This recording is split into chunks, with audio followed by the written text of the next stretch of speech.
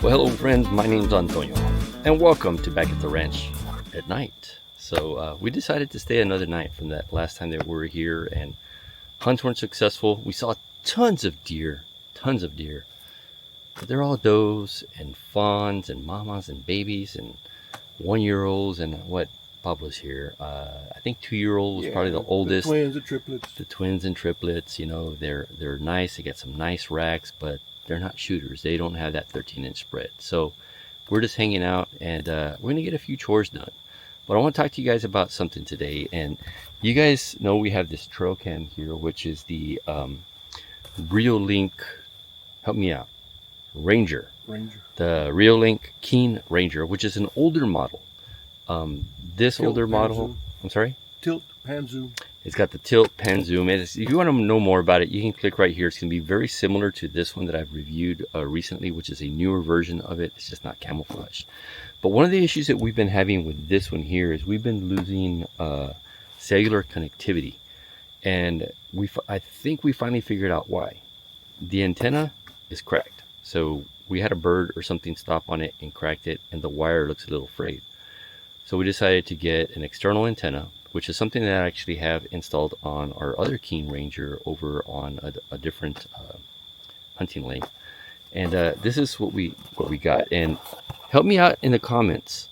I know you're going to spell it the same way it is on the box, but if you know phonetics, how do you pronounce that? EIFAGUR? EIFAGUR? Pablo and I debated a little bit, but either way, this is the one I've got, and Pablo just got one, and Pablo's actually already got it mounted. This is just an empty box. Pablo, let's show that over here real quick. So let's get it up close to the camera. So basically, you got this plastic cylinder right here with the antenna on the inside, right? And it comes with these U-bolts, which you can mount to anything that's the right diameter, or you can bolt it directly into a tree without the U-bolts, which is what I did it on the other feeder, just directly into these holes here. And then you've got your antenna cable going down, which we just kind of wound down and zip tied it to a PVC pipe.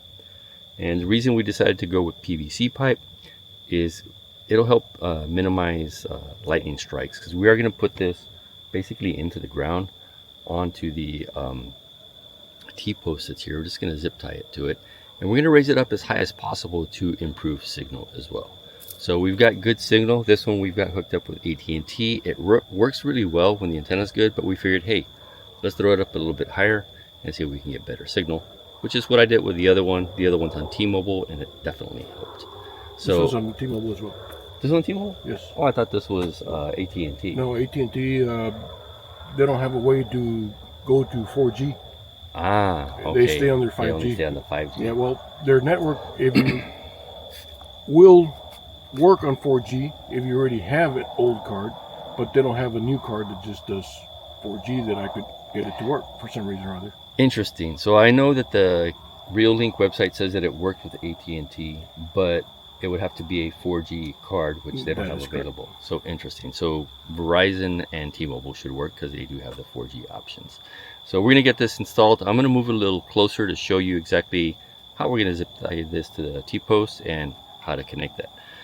So by the way, I am an Amazon associate, affiliate, if you will. So I'm going to leave a link down below. If you're having cellular connection problems with your Reolink or any other cellular trail cam that uses 4G connection, this is what you need right here. Put that thing high up in the air and you're going to get better signal. Anytime you click that link and purchase anything, not only this right here, within I think it's 30 days, 24 to 30 days, you're going to help support the channel as well. And if the lights go out, my battery is running really low on the golf cart. That's what we're running. So let me show you the lighting setup real quick. That's the light right there. So by the way, if you want a good hog light, that is an awesome hog light. I'll leave that one linked down below as well.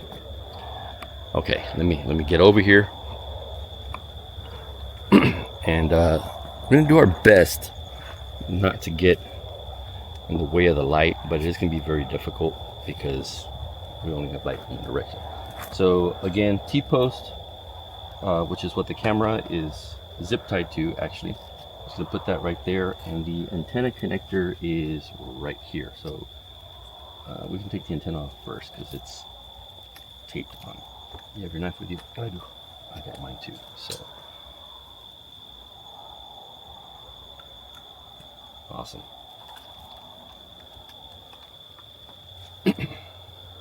And I taped that on there last time we were here, and it seems to be working okay. But if anything comes and moves this, we lose connection. All right, that's off. You want to hold the PVC pipe while I unscrew this? Just put away my knife. Yeah. Okay. I'm going to show everybody, while Pablo zip ties the PVC to the T-post, I'm going to show you guys real quick what happened. So this antenna has a little hinge right here, which should allow it to, you know, stand vertically up or come down. Well, something got on it and kind of snapped that. And I don't know if it turns out on camera, but there's a wire that goes from here all the way up. And that wire is a little frayed from birds and stuff stopping on it. So if you have that same issue and you're losing data connection, that's probably your issue. And this is your solution. So as he's strapping that down, I'm going to plug this in here. And if I recall correctly on mine, this should Did I connect. tighten too much? Yeah, that's good. I believe this is the correct diameter. And the reason I say that is because if it doesn't fit on the trail cam you're trying to put it on, it does come with a coupler, which will resize the connector. Paul's looking for it in his pockets. He can't find it. And I am going to bust out my Gerber. But there you go. So just a little coupler, you know, so you would put it in on this side, and this is going to be just a different diameter. So if that doesn't work directly on your trail cam, this should fix that for you. And I'm just going to gently finish screwing that on. Just a couple of twists right there.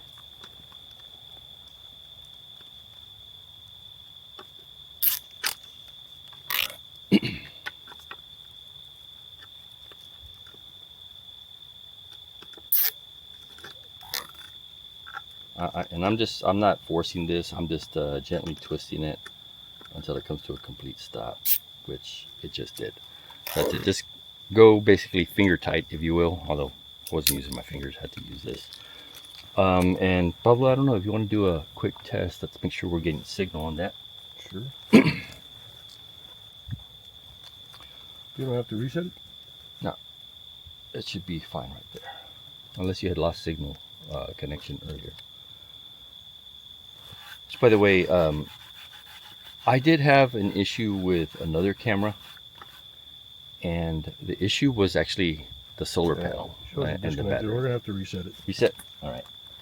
So we're gonna turn it off and turn it back on because we did lose connection. And while that reboots, I'll tell you what I was about to say about the solar panel. So we had a solar panel that messed up, and the battery completely drained, which ended up damaging the battery because it was not lithium ion. It was actually like a nickel metal hydrate, and it wouldn't take a charge anymore. Something that we found that worked really well, instead of swapping out the entire camera, we found, I found a solar panel that has a built-in battery, which is awesome because that battery actually had a lot more capacity than the built-in in the camera. So I'm going to link that one for you guys down below as well. So if you're struggling with a battery in a camera, or you just want extra battery life because maybe it's cloudy often and you don't get a full charge on your camera, the solar panel that I'm linking below, it's got that built-in battery. It is waterproof as well, and it works on most trail cams directly. I'm not sure it's going to work with USB-C, but it will use with USB micro and other inputs. So there we go. So he's got connection now, and everything seems to be good. Yeah, I accidentally moved it. So readjust it, and we've got connectivity with that antenna right there. And does it show your signal strength now? Because I remember before it would only show a couple of bars. You might need to go back to it's actually full strength. Full bars. So getting 100% bars on that. So it went from like 2 or 3 to 100%. That thing really works. If that's something you need, click the link below, get one, and we'll see you next time. We're back at the ranch. Y'all take care.